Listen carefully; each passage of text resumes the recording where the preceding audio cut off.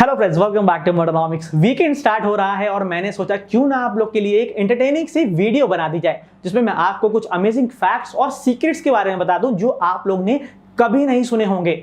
तो जब भी आप लोग किसी गाड़ी की तरफ देखते हैं, सबसे पहले आपकी नजर पड़ती है उस गाड़ी के लोगो की तरफ, क्योंकि आप लोग जानना चाहते हैं कि वो गाड़ी कौन सी है। लेकिन क्या आप लोग ने कभी सोचा है कि उन लोगोस के पीछे कितनी सारी स्टोरीज छुपी होती हैं, कितने हिडन मीनिंग्स होते हैं? तो अगर आप भी जानना चाहते हैं कि आपको उन लोगोस के बारे में पता चल जाए, तो आइए आज इस वीडियो में हम लोग देखते हैं उन कमाल के फैक्ट्स के बारे में।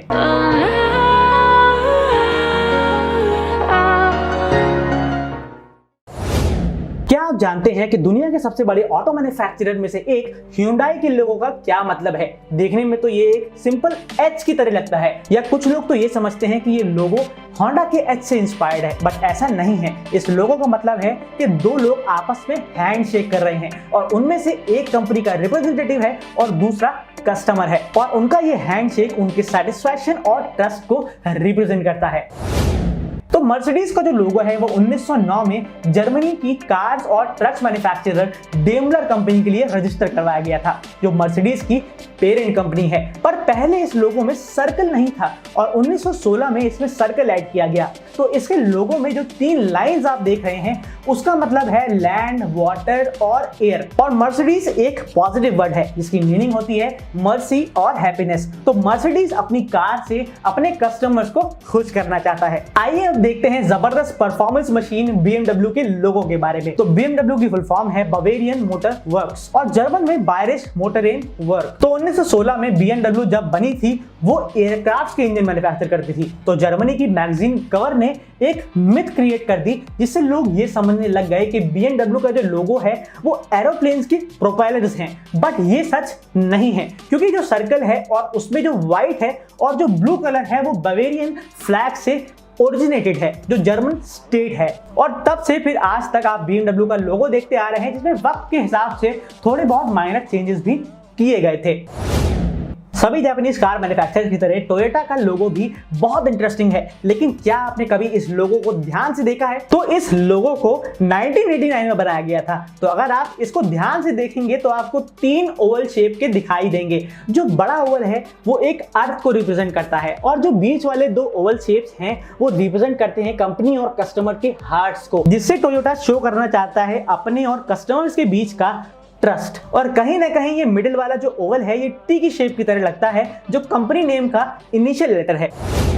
अब देखते हैं आप सबकी favourite Italian auto giant Ferrari के लोगों के पीछे क्या स्टोरी है। तो इस स्पोर्ट्स कार कंपनी का नाम रखा गया था इसके फाउंडर एंजो फेरारी के नाम पे, जिन्होंने इस कंपनी को 1939 में स्टार्ट किया था। और अगर आप देखेंगे तो इस लोगो पर S और F लिखा हुआ है। S का मतलब होता है स्कूडेरिया, जिसका इटालियन में मीनिंग होता है टीम, और F का मतलब होता है फेरारी, जिससे इसका मतलब बन जाता है टीम फेरारी। और जो टॉप पर आप तीन कलर देख रहे हैं वो इटालियन फ्लैग है। लेकिन इस लोगो पर जो ब्लैक हॉर्स बना हुआ है, असली स्टोरी उसके पीछे है। तो वो ब्लैक हॉर्स इंस्पायर्ड है इटालियन वर्ल्ड वॉर 1 की पायलट फ्रांचेस्को बराका से, जिन्होंने पहली बार अपने प्लेन पर एक हॉर्स बनाया था गुड लक के लिए, क्योंकि हॉर्स को एक पावर का सिंबल मानते हैं। और फिर जब एंजो फेरारी इटालियन पायलट के पेरेंट्स से मिले तो उनके पेरेंट्स ने एंजो फेरारी से कहा कि वो इस हॉर्स को अपने कार का सिंबल बना ले, और उसके बाद से 1947 में पहली बार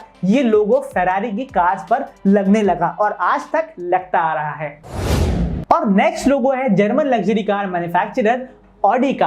तो इसके लोगो पर बात करने से पहले मैं आपको ये बता दूं कि इस कंपनी का नाम ऑडी कैसे पड़ा।